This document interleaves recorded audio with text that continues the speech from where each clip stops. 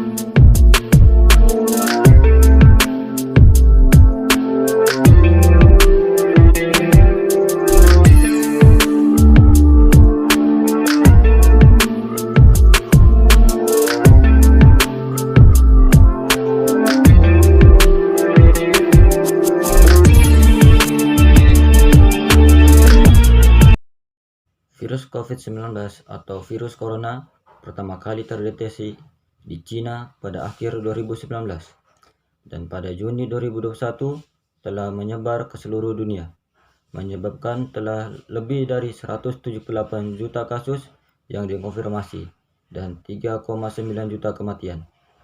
Pada hari Rabu 11 Maret 2020, Organisasi Kesehatan Dunia atau WHO menyatakan bahwa virus COVID-19 telah menjadi pandemi global.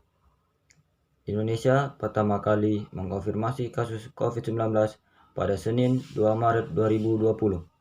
Dan sampai saat ini, kasus COVID-19 di Indonesia terus bertambah dan telah banyak yang meninggal dunia.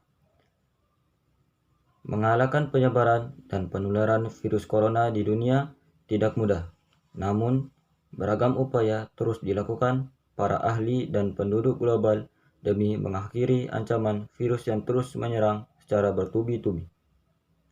Di beberapa negara termasuk Indonesia, pemerintah membuat pedoman dan protokol kesehatan untuk menghadapi virus corona. Di negara kita, protokol kesehatan ini dikenal dengan sebutan 5M. Sudah tahukah apa saja protokol 5M untuk membantu pencegahan penularan virus corona? Berikut protokol kesehatan 5M. Yang pertama, mencuci tangan. Rutin mencuci tangan hingga bersih adalah salah satu protokol kesehatan yang cukup efektif untuk mencegah penularan virus corona. Untuk hasil yang maksimal, kamu disarankan untuk mencuci tangan setidaknya selama 20 detik beberapa kali sehari, terutama saat sebelum memasak atau makan, setelah menggunakan kamar mandi, setelah menutup hidung saat batuk atau bersin. Untuk membunuh virus dan kuman-kuman lainnya, gunakan sabun dan air atau pembersih tangan dengan alkohol setidaknya dengan kadar 60%. Yang kedua, memakai masker. Awal pandemi virus corona tahun lalu, Organisasi Kesehatan Dunia atau WHO mengatakan bahwa penggunaan masker hanya direkomendasikan untuk orang sakit, bukan orang sehat. Namun, virus corona yang merajalela hingga saat ini membuat protokol kesehatan berubah-ubah seiring bergulirnya waktu. Beberapa waktu selang kebijakan WHO di atas, WHO akhirnya mengeluarkan himbauan agar semua orang, baik yang sehat atau sakit, agar selalu menggunakan masker saat beraktivitas di luar rumah. Kebijakan WHO ini juga sempat ditegaskan oleh Presiden Joko Widodo. Protokol kesehatan virus corona terkait masker semakin digalakkan di beberapa negara. Di Amerika Serikat, pemerintahnya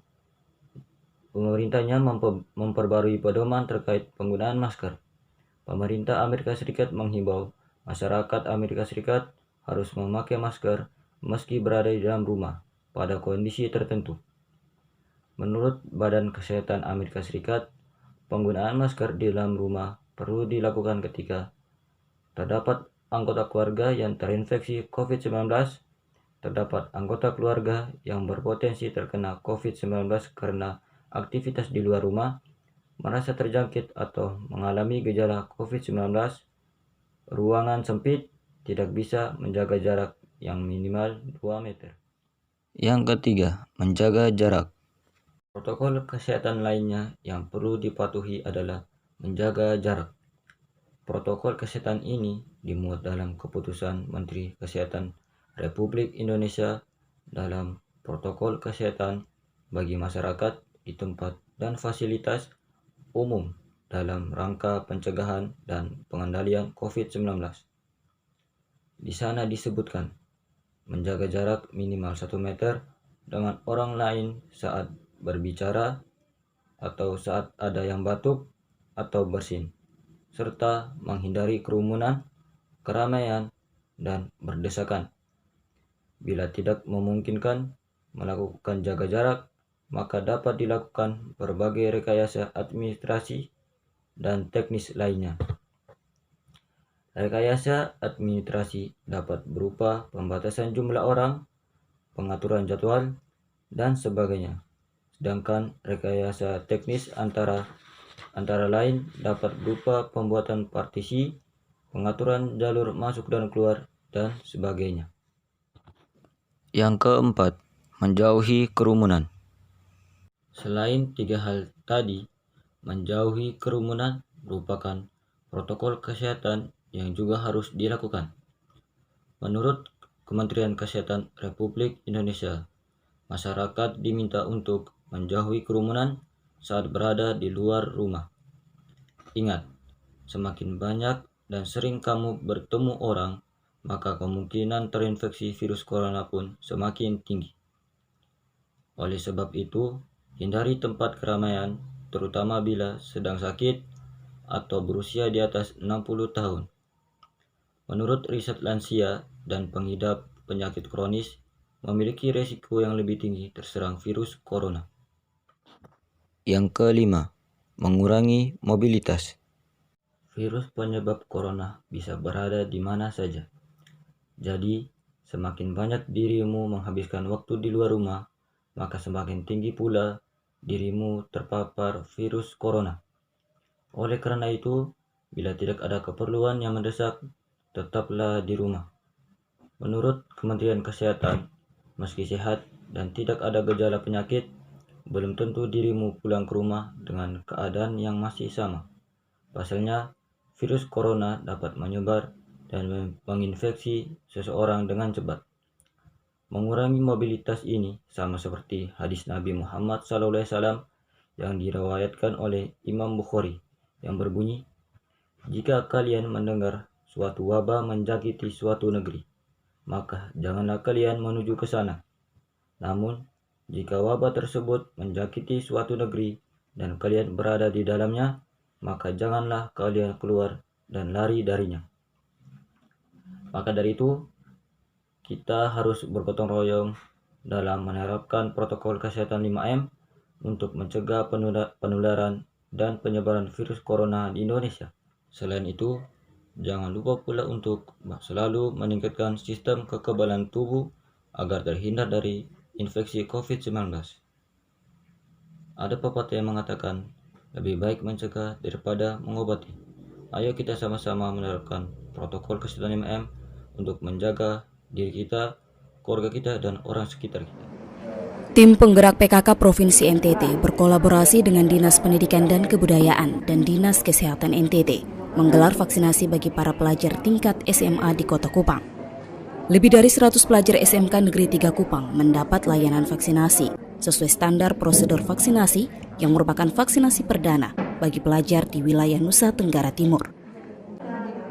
Vaksinasi bagi pelajar ini selain untuk menjawab kebingungan orang tua siswa di NTT terkait vaksinasi bagi anak-anak, juga guna mendorong proses pembelajaran di sekolah secara tatap muka.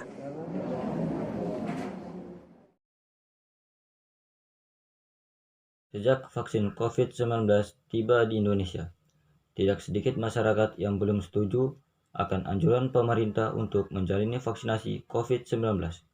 Padahal, pemberian vaksin ini sangatlah penting, bukan hanya untuk melindungi masyarakat dari COVID-19, tetapi juga memulihkan kondisi sosial dan ekonomi negara yang terkena dampak pandemi. Vaksinasi atau imunisasi bertujuan untuk membuat sistem kekebalan tubuh seseorang mampu mengenali dengan cepat melawan bakteri atau virus penyebab infeksi. Tujuan yang ingin dicapai dengan pemberian vaksin COVID-19 adalah penurunan angka kesakitan dan angka kematian akibat virus COVID-19. Meskipun tidak 100% bisa melindungi seseorang dari infeksi virus COVID-19, vaksin ini dapat memperkecil kemungkinan terjadinya gejala yang berat dan komplikasi akibat COVID-19. Selain itu, vaksinasi COVID-19 bertujuan untuk mendorong terbentuknya herd immunity atau kekebalan kelompok. Hal ini penting karena ada sebagian orang yang tidak bisa divaksin karena alasan tertentu. Orang yang tidak dianjurkan untuk menerima vaksin atau tidak menjadi prioritas untuk vaksin COVID-19 antara lain anak-anak atau remaja berusia di bawah 18 tahun dan orang yang menderita penyakit tertentu, misalnya diabetes atau hipertensi yang tidak terkontrol. Jadi, dengan mendapatkan vaksin COVID-19, Anda tidak hanya melindungi diri sendiri, tapi juga orang-orang di sekitar Anda yang belum memiliki kekebalan terhadap virus corona. Oleh sebab itu, marilah kita sama-sama menjaga saudara kita, orang tua kita, keluarga kita semua dengan mengikuti vaksinasi COVID-19. Mungkin hanya ini yang dapat saya sampaikan. Lebih kurangnya mohon maaf. Bila taufik wal hidayah. Wassalamualaikum warahmatullahi wabarakatuh.